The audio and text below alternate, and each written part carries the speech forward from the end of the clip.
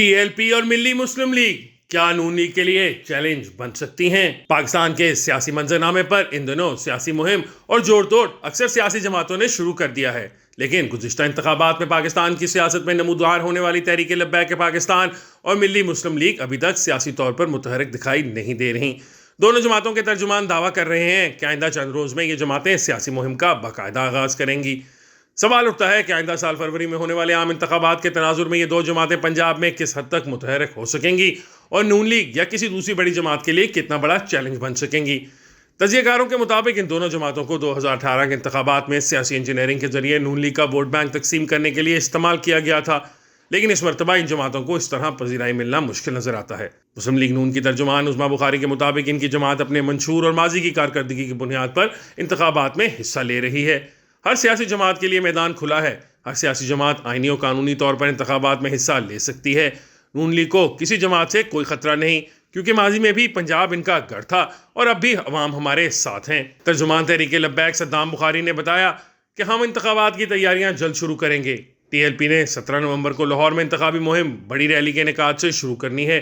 پنجاب سمیت ملک کے دوسرے صوبوں میں بھی امیدواروں سے ٹکٹوں کے لیے درخواستیں طلب کر لی گئی ہیں۔ الیکشن کی حکمت عملی بھی علامہ خادم رضوی کے اگلے ہفتے سالانہ عرس کے بعد تیار کر لی جائے گی۔ صدام بخاری کے بقول سالانہ عرس کے موقع پر پارٹی سربراہ سعد حسین رضوی سیاسی منشور اور انتخابات میں امیدواروں سے متعلق اعلان بھی کریں گے۔ ہمیں ابھی تک کوئی رکاوٹ نہیں ہے، اس لیے آزادانہ طور پر حصہ لیں گے۔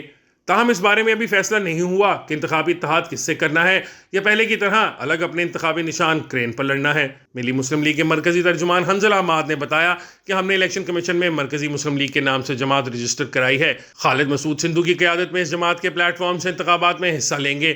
جب سپریم کورٹ کے حکم پر پنجاب میں 14 مئی کو انتخاب کرانے کا حکم دیا تھا، ہم نے اس وقت بھی 272 امیدواروں کے کاغذات نامزدگی جمع کرا دیے تھے۔ حنظلہ کے مطابق ہم نے آئندہ عام انتخابات کے لیے بھی پنجاب سمیت ملک کے دیگر حلقوں سے بھی امیدواروں کو ٹکٹ جاری کرنے ہیں۔ ابھی تک ہم پر کسی قسم کا دباؤ نہیں، لیکن جس طرح ایک جماعت کو برابری کی بنیاد پر مواقع دیے جا رہے ہیں، اس طرح تمام جماعتوں کے لیے میدان کھلا ملنا چاہیے۔ ہم نے اسرائیلی حملوں کے خلاف فلسطین کے حق میں کئی مارچ بھی کیے، جلد ہی انتخابی جلسوں ریلیوں کا اہتمام بھی کریں گے، ہمیں عوامی حمایت حاصل ہوگی۔ تجزیہ کار وجاہت مسعود نے بتایا کہ انتخابات میں ویسے تو کئی سیاسی جماعتیں حصہ لیتی ہیں، لیکن ہر بار کچھ جماعتوں کو کسی نہ کسی مقصد کے تحت الیکشن میں اتارا جاتا ہے۔ 2018 کے انتخابات میں ٹی ایل پی سے پہلے دھرنا دلوایا گیا، پھر نون لیگ کا راستہ روکنے کی غرض سے ووٹ تقسیم کرنے کے لیے سیاسی میدان میں اتارا گیا۔ اسی طرح MML کے نام سے پارٹی بنا کر الیکشن لڑا دیا گیا۔ ابھی بھی یہ سیاسی جماعتیں انتخابات میں حصہ لے رہی ہیں، لیکن اس بار ان جماعتوں کو شاید پہلے کی طرح پذیرائی حاصل نہ ہو سکے۔